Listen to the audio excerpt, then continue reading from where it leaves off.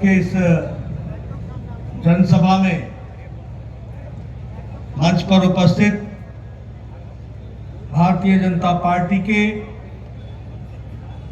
हमारे प्रदेश के अध्यक्ष श्री राजीव भट्टाचार्य जी, हमारे प्रदेश के यशस्वी मुख्यमंत्री सम्मानीय माणिक शाह जी, हमारे पूर्व मुख्यमंत्री और राज्यसभा के सांसद विप्लव देव जी, भारत सरकार में मंत्री बहन प्रतिमा भौमिक जी, पूर्व उप मुख्यमंत्री जिष्णुदेव बर्मन जी, यहाँ के लोकप्रिय सांसद रेवती जी, हमारे संबित पात्रा जी, महेश शर्मा जी, यहाँ मंच पर उपस्थित सभी मंत्रीगण, हमारे विधायकगण और यहाँ इतनी बड़ी संख्या में एकत्र आए देवी और सज्जनों, मेरे नौजवान साथी और मीडिया के मेरे साथी, प्रिंट मीडिया और इलेक्ट्रॉनिक मीडिया के मेरे साथी। सबसे पहले तो जब मैं त्रिपुरा की धरती पर आया हूं तो मैं सबसे पहले मां त्रिपुरा को नमन करते हुए अपनी बात को प्रारंभ करता हूं। त्रिपुरेश्वरी माता जी की आशीर्वाद लेकर अपनी बात को आप सबके सामने रखना चाहता हूं। और जब मैं साउथ त्रिपुरा में आया हूं, दक्षिण त्रिपुरा में आया हूं, तो यहां शांति बाजार में जो हमारा बहुत प्रसिद्ध काली मंदिर है, उसको भी मैं नमन करते हुए अपनी बात को प्रारंभ करता हूं। मित्रों, मुझसे पूर्व राजीव भट्टाचार्य जी ने, हमारे विप्लव देव जी ने और हमारे सभी पूर्व वक्ताओं ने, प्रतिमा जी ने, हमारे मुख्यमंत्री जी ने आपके सामने बहुत ही तफसील से किस तरीके से मोदी जी के नेतृत्व में देश आगे बढ़ा है और त्रिपुरा का भी विकास हुआ, देश का भी विकास हुआ, इन सारी बातों को बहुत गहराई से आपके सामने रखा है। मैं एक ही बात कहना चाहता हूं कि ये जो 9 साल प्रधानमंत्री मोदी जी के नेतृत्व में जो हम सब लोगों ने देखा है, उसमें हमने पाया है कि इन 9 सालों में भारत की तस्वीर और तकदीर को मोदी जी के नेतृत्व ने बदल डाला है। इसको मैं गौरव के साथ कह सकता हूं।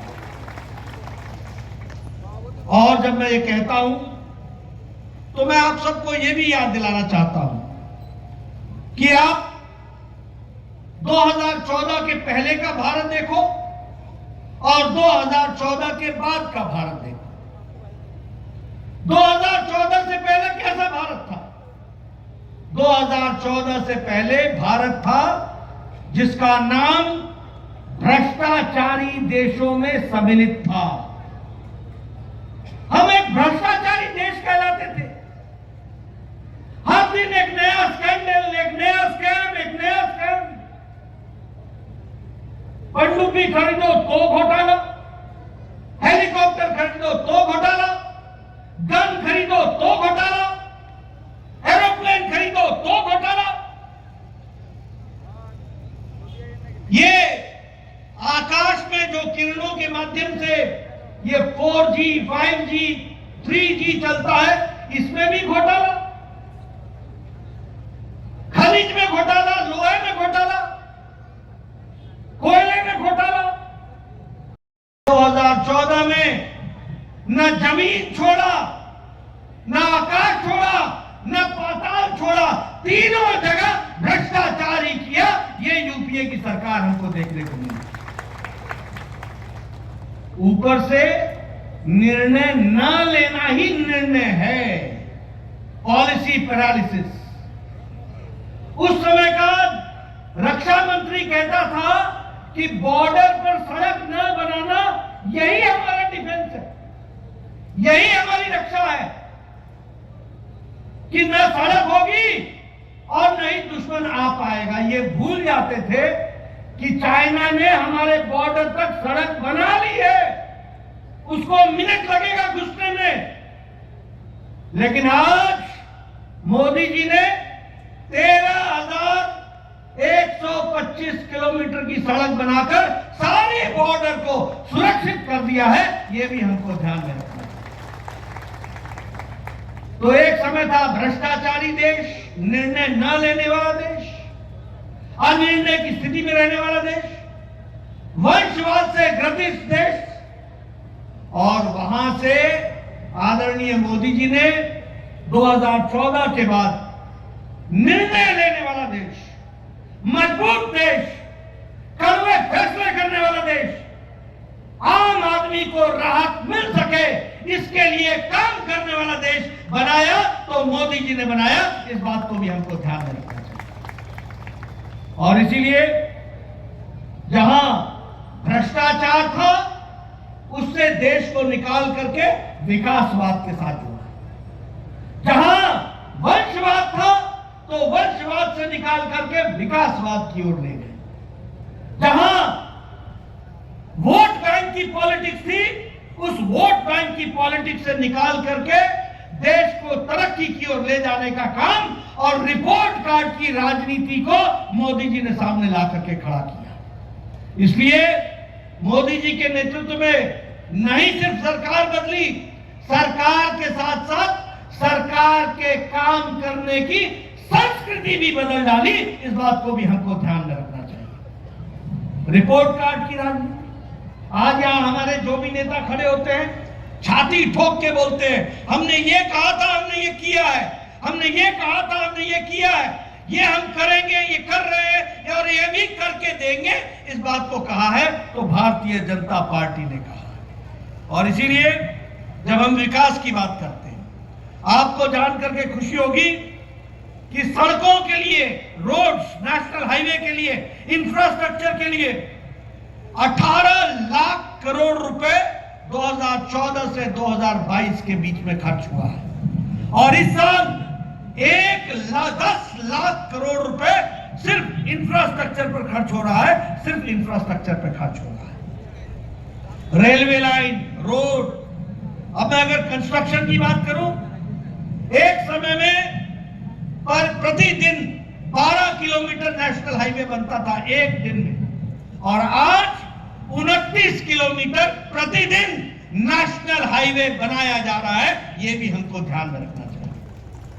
उसी तरीके से नेशनल हाईवे पिछले 9 सालों में 54,000 किलोमीटर बने, 54,000 किलोमीटर, और त्रिपुरा में पिछले 6 सालों में 300 किलोमीटर नेशनल हाईवे बन करके तैयार हुआ है। यह भी हमको याद रखना चाहिए।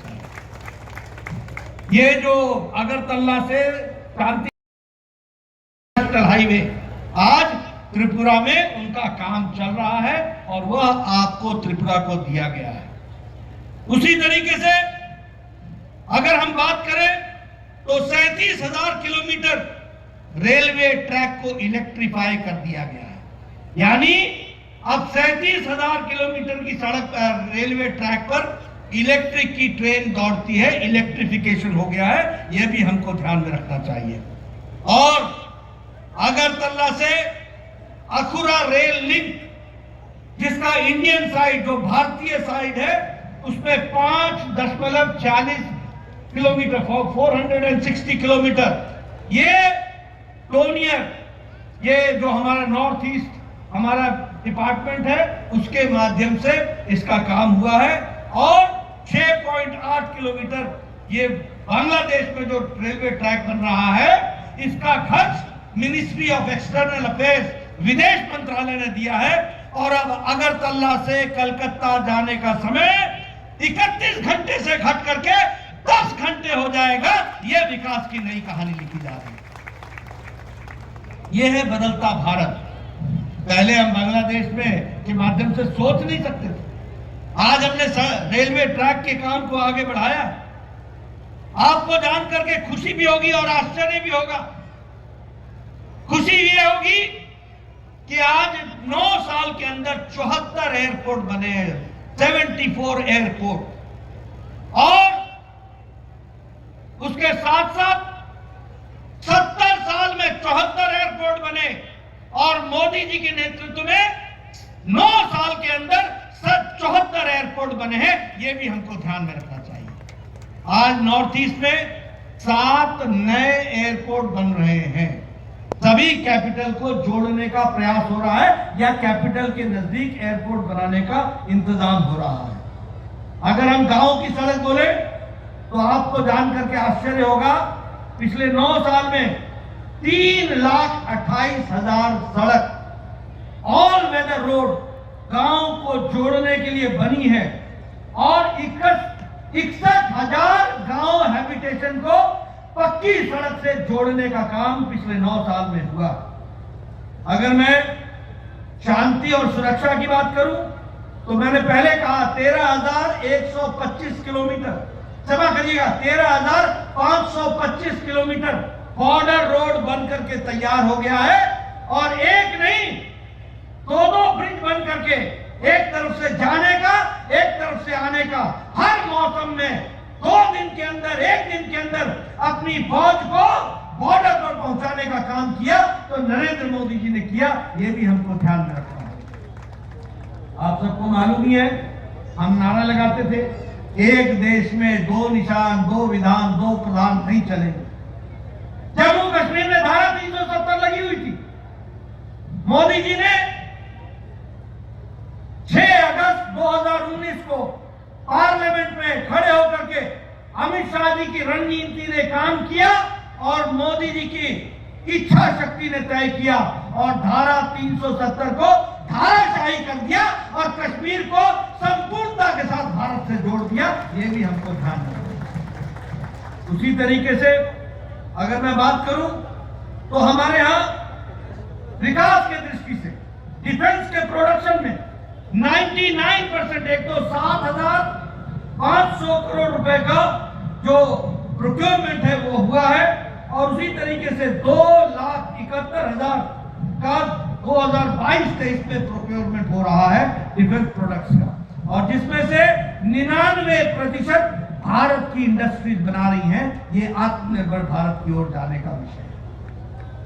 आपको मालूम होगा, चाइना के साथ डोकलाम स्टैंड ऑफ हुआ, चाइना की फौजें खड़ी रही तो सामने भारत की फौज भी डट के खड़ी रही और उनको वहीं पर रोका। ये भी आपको मालूम है। एयर स्ट्राइक, सर्जिकल स्ट्राइक, ये सब चीजें आप जानते हैं। कभी किसी भारत के प्रधानमंत्री ने कहा था कि तुमने बहुत बड़ी गलती कर दी है, तुमको इसका खमियाजा भुगतना पड़ेगा, घर में घुस करके मारेंगे। और ये था सर्जिकल स्ट्राइक जो आपने देखा, ये था एयर स्ट्राइक, ये भी आपने देखा। टेररिज्म का जिसको कहते हैं कि नो टॉलरेंस, जीरो टॉलरेंस। अगर मैं बात करूं आत्मनिर्भरता की ओर, तो आज भारत AK-203 बनाने लगा है, असॉल्ट राइफल बनाने लगा है, उसी तरीके से प्रचंड हेलीकॉप्टर बनाने लगा है, उसी तरीके से INS विक्रांत भारत ने लड़ाकू जहाज बना करके दिखा दिया है, और भारत की फौज में वो बेड़ा में वो शामिल हुआ है। ये भी हमको ध्यान में रखना।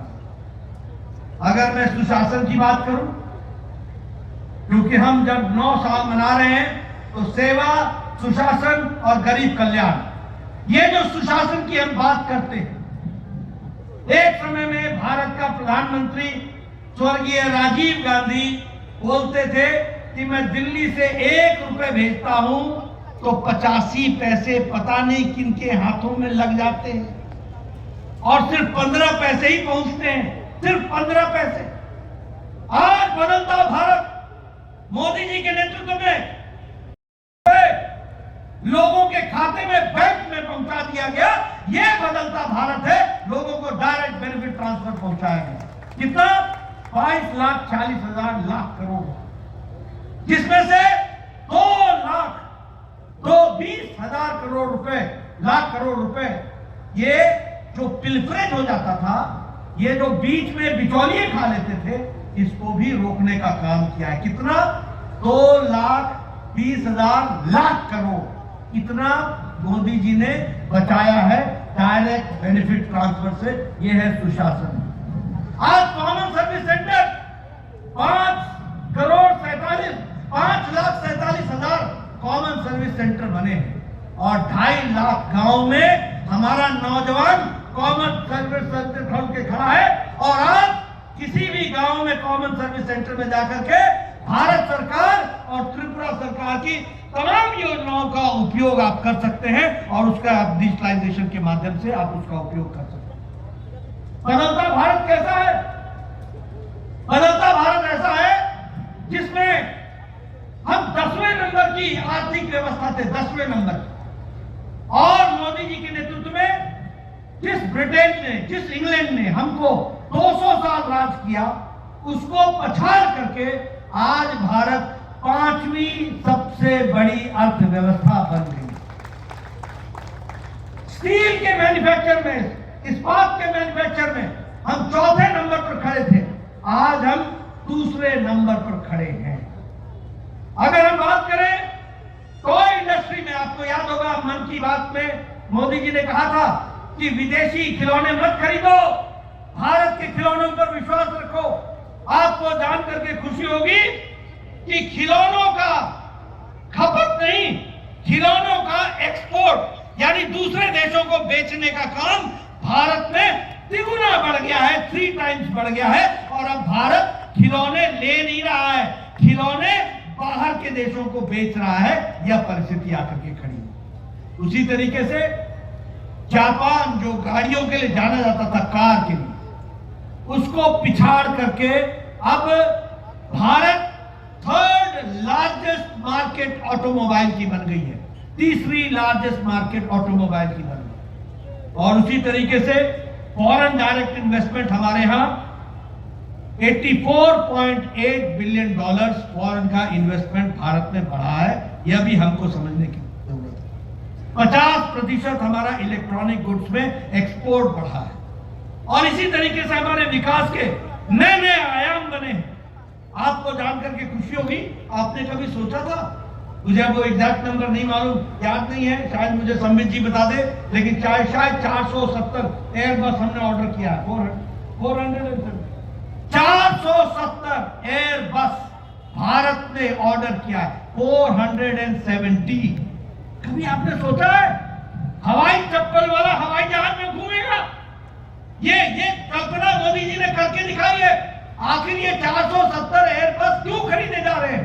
इसलिए कि भारत के लोगों में ये ताकत पैदा हो रही है कि वो हवाई जहाज का सफर कर सके, और उसके लिए 470 बसें। और ये जब 470 बसें खरीदी जा रही है तो जो बाइडेन कहते हैं यह एक लैंडमार्क ऑर्डर अमेरिका को मिला है। इससे हमारे 44 स्टेट्स के लोगों में एम्प्लॉयमेंट बढ़ेगी। ये जो बाइडेन कहते हैं अमेरिका के राष्ट्रपति।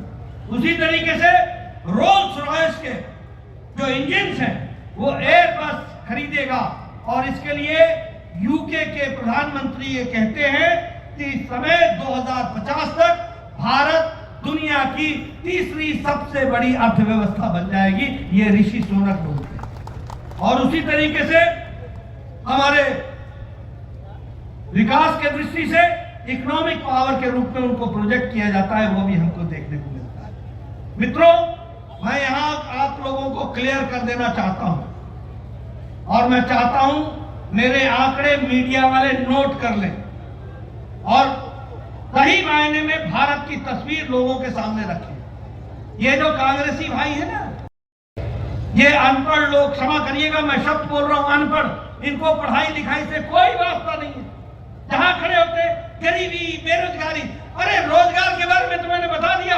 आज 5th लार्जेस्ट इकोनॉमी बन गई है। अगर रोजगार नहीं होता तो ये इकोनॉमी कैसे बनती?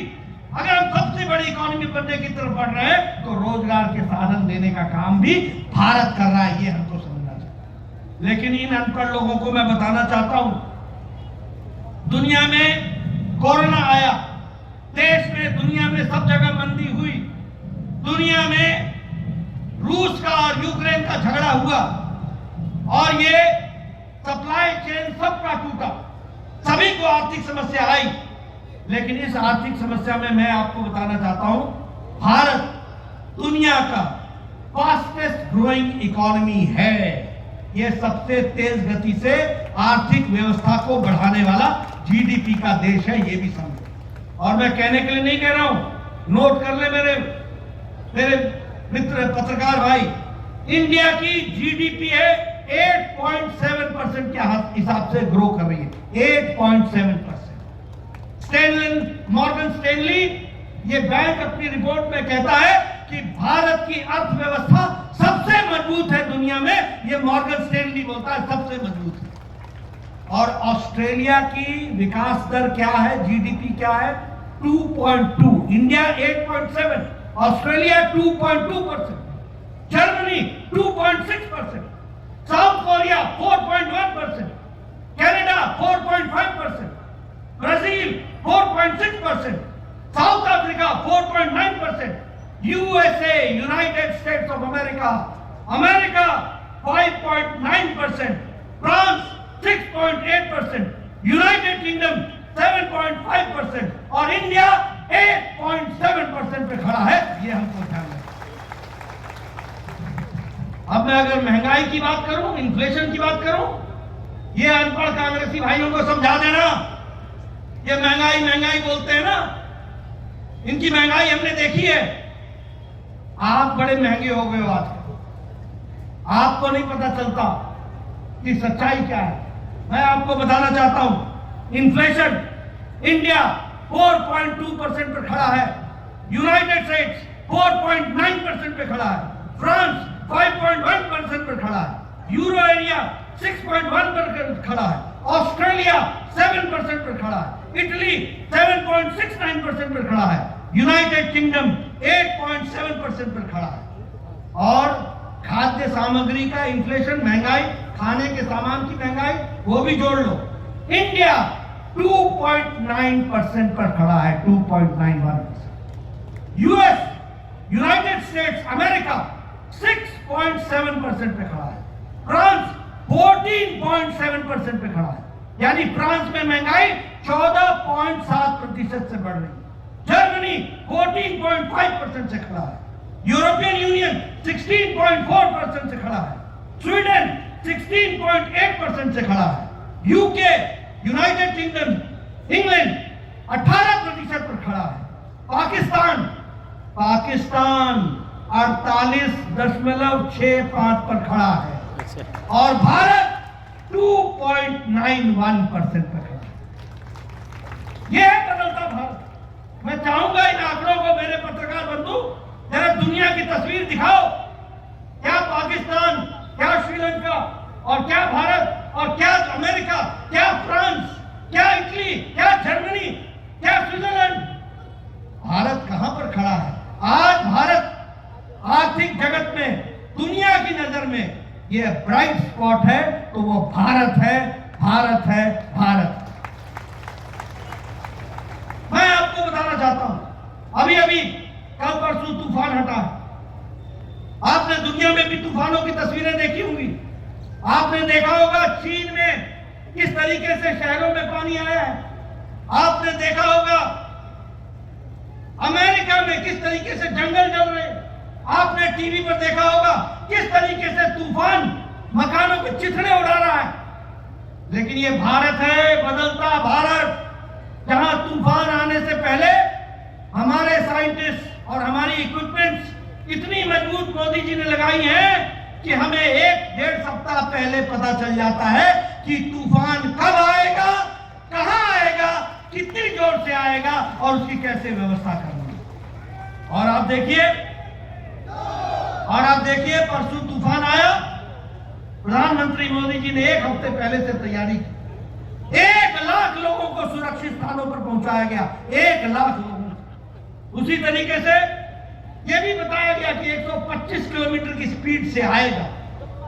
पेड़ उखड़ गए, प्रकृति पर किसी का जोर नहीं, लेकिन जान माल का नुकसान नहीं होने दिया। यह प्रधानमंत्री मोदी जी की तस्वीर को ध्यान में रख करके हमको ध्यान में रखना। एनडीआरएफ को लगाया गया और प्रदेश और सेंटर के कोऑर्डिनेशन के कारण यह तूफान जो तबाही मचा सकता था उसको सुरक्षित तरीके से लोगों को बचाने का काम किया, तो वो प्रधानमंत्री मोदी जी के द्वारा हुआ है। आज ये बदलता भारत की तस्वीर है।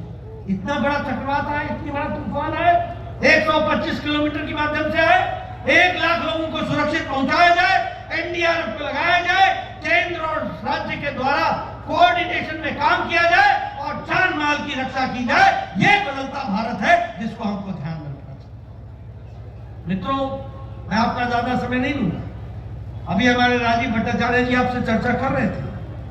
गांव, गरीब, वंचित, पीड़ित, शोषित, दलित, किसान, युवा, महिला, सबको अगर ताकत दी है, सशक्तिकरण किया है, तो मोदी जी के नीतियों ने किया है। यह हमको ध्यान रखना। 4 करोड़ से ज्यादा घर प्रधानमंत्री आवास योजना में बने हैं। कितने? 4 करोड़। और 3,50,000 घर त्रिपुरा में बने हैं। 3,50,000 घर। और मुझे याद है वो एयरपोर्ट के बगल में बॉर्डर के गांव में मैं गया था, लंकामुरा में गया था मैं। वहां मैंने चाय पी थी। हमारा एक दलित भाई था, उसको प्रधानमंत्री आवास योजना मिला था। घर देख करके मेरा दिल इतना खुश हुआ। 2 कमरे, बेडरूम, 1 किचन अलग से, 1 शौचालय अलग से, किचन में गैस का चूल्हा, सामने कोर्टयार्ड, ऊपर छत, पक्का मकान, और घर का मालिक नहीं, मालकिन उसकी मालिक। यह है प्रधानमंत्री आवास योजना, यह है महिला सशक्तिकरण। कितना दिया? 4 करोड़ घर, 3,50,000 त्रिपुरा में। मित्रों, ये जो हमारे एमएलए साहिबान बैठे हैं ना, ये बड़े खुशनसीब हैं कि इनको प्रधानमंत्री मोदी जी जैसा मिला है। मैं 1993 में 1993 में पहली बार एमएलए बन गया था। मैं आपको घटना सुनाना चाहता हूं। मेरा वीडियो आता था मेरे पास, नड्डा साहब आपको खुशखबरी सुनानी है। मैंने कहा सुनाओ। कहता था कि आपको इंदिरा आवास योजना में एक पंचायत में 1 घर मिला है, बताइए किसको दें। मैं कहता था, मेरी तबीयत खराब हो जाती थी। मैं सोचता था मैं कैसे न्याय करूंगा, 1 अनार 100 बीमार, कैसे ही इंदिरा आवास को मैं बांटूंगा, किसको दूंगा, किस गरीब को मैं उसके आंसू पोंछूंगा। 1 पंचायत में 1 घर 1 साल में। यह तस्वीर हमने देखी है। मैं वीडियो को बोलता था, जो सबसे गरीब आपको लगता है उसको आप दे दो, मैं फैसला नहीं कर पाऊंगा। ये दिन मैंने देखे। और आज ये खुशनसीब लोग हैं जो 4 करोड़ प्रधानमंत्री आवास योजना में एक पंचायत में 20-20, 30-30 घर देने के हकदार बनते हैं और गरीबों का भला करते हैं। ये हमको फर्क समझना। उसी तरीके से आज 11 करोड़ शौचालय बन गए, 12 करोड़ शौचालय बन गए। गांव में बहनें सूर्योदय और सूर्यास्त का इंतजार करती थी। आपने वो दिन याद नहीं है आपको? सिर्फ दैनिक नित्य क्रम के लिए उनको इंतजार करना पड़ता था, और झुंड के झुंड एक साथ वो गांव से बाहर निकलती थी अपने दैनिक नित्य क्रम के लिए। आज 11 करोड़ से ज्यादा घर, शौचालय, इज्जत घर बने। ये इसका मतलब ये समझो कि कैसा भारत था 9 साल पहले, जहां 11 करोड़ बहनें अपनी इज्जत के लिए मोहताज थी। उनको अगर इज्जत देने का काम किया तो नरेंद्र मोदी जी ने किया। ये भी हमको ध्यान में रखना चाहिए। अगर हम बात करें आयुष्मान भारत का, और यहां भी आपने स्कीम चलाई है, उस स्कीम का नाम क्या है? आयुष्मान त्रिपुरा, आयुष्मान भारत। ये सब जितने बैठे ना एमएलए, एमपी, ये जितने, इन सब लोग आज से 7-8 साल पहले चिट्ठी लिखा करते, मेरे इलाके में फलाना निवासी, फलाना बहुत गरीब है, इसका बाईपास सर्जरी होनी है, 2 लाख रुपए लगना है, कृपया प्रधानमंत्री राहत कोष से देने की कृपा करें। लिखते थे कि नहीं लिखते थे? मुख्यमंत्री को लिखते थे, मुख्यमंत्री जी फलाने की किडनी का ऑपरेशन होना है, 5 लाख रुपए खर्च होंगे, कृपया अनुदान देने की कोशिश कीजिए। अब मुख्यमंत्री जी 2 लाख देते थे, बाकी 3 लाख कहां से आए? 2.5 लाख देते थे, कहां से आए? ये सारी स्थितियां थी। लेकिन मोदी जी ने 10 करोड़, मेरे पत्रकार भाई नोट कर लेना, 10 करोड़ 74 लाख परिवार, 50 करोड़ लोग, गरीब लोग, जाति के आधार पर नहीं, काम के आधार पर गरीब लोग।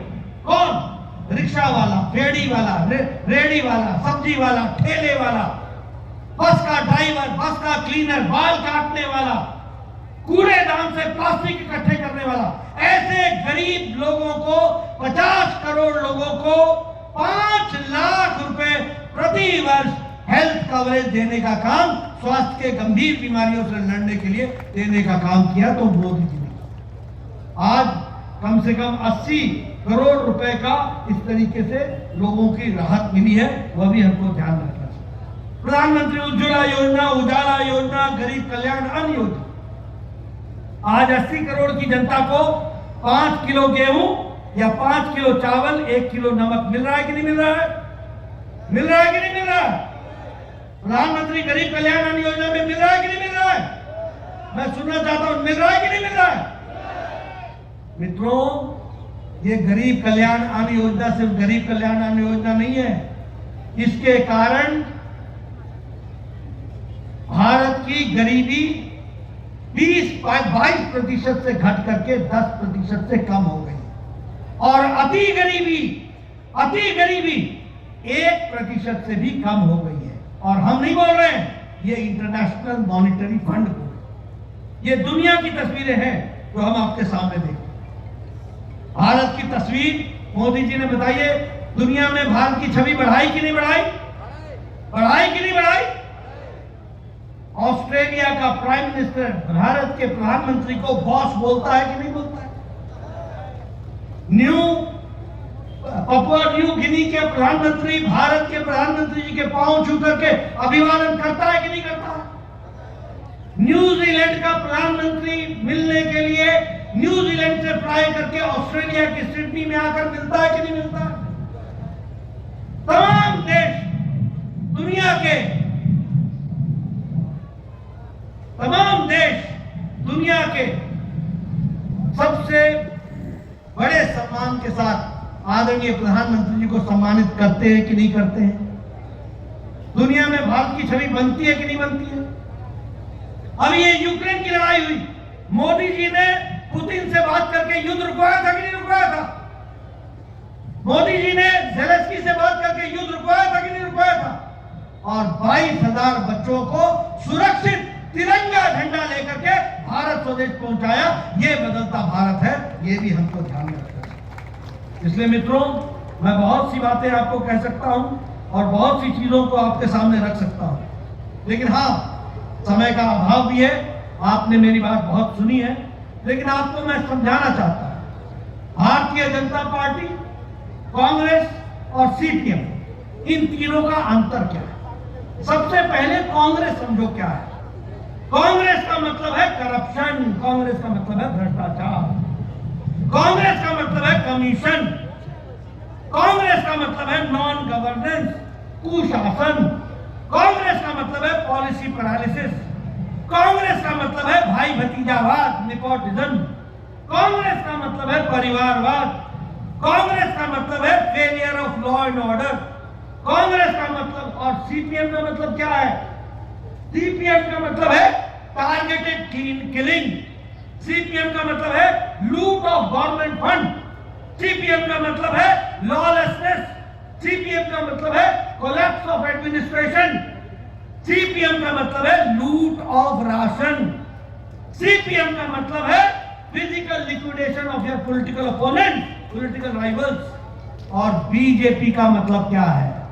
बीजेपी का मतलब है डेवलपमेंट, बीजेपी का मतलब है हाईवे, बीजेपी का मतलब है रेलवे, बीजेपी का मतलब है एयरवे, बीजेपी का मतलब है इंटरनेट, बीजेपी का मतलब है विकास, बीजेपी का मतलब है इंफ्रास्ट्रक्चर, बीजेपी का मतलब है शिक्षा, बीजेपी का मतलब है स्वास्थ्य, बीजेपी का मतलब है गरीब कल्याण, बीजेपी का मतलब है गरीब सशक्तिकरण, महिलाओं का उत्थान, बीजेपी का मतलब है युवाओं को ताकत देना, बीजेपी का मतलब है सबका साथ, सबका विकास, सबका विश्वास, सबका प्रयास। इसलिए मित्रों, आप साफ साफ तस्वीर समझ लो, कांग्रेस किन बातों के लिए खड़ी होती है। सीपीएम ने आपको किस तरीके का राज दिया, और आज पहले विप्लव देव और अब मानिक शाह के नेतृत्व में त्रिपुरा को मोदी जी के आशीर्वाद से किस तेजी से हम आगे बढ़ा रहे हैं, इसको भी आपको ध्यान में रख करके काम करना है। आपका ज्यादा समय न लेता हुआ आपको 9 साल की मैं बधाई भी देता हूं, और ये ध्यान में रखिए कि हमको देश को मजबूती लाने के लिए स्टेबिलिटी लानी होगी, मोदी जी को ताकत देना होगा, भारतीय जनता पार्टी को मजबूती देनी होगी, कमल को खिलाना पड़ेगा, और कमल को खिला करके त्रिपुरा को आगे बढ़ाएंगे, देश का योगदान बढ़ाएंगे, देश को आगे बढ़ाएंगे। इन्हीं शब्दों के साथ बहुत बहुत धन्यवाद। जय भारत, जय त्रिपुरा।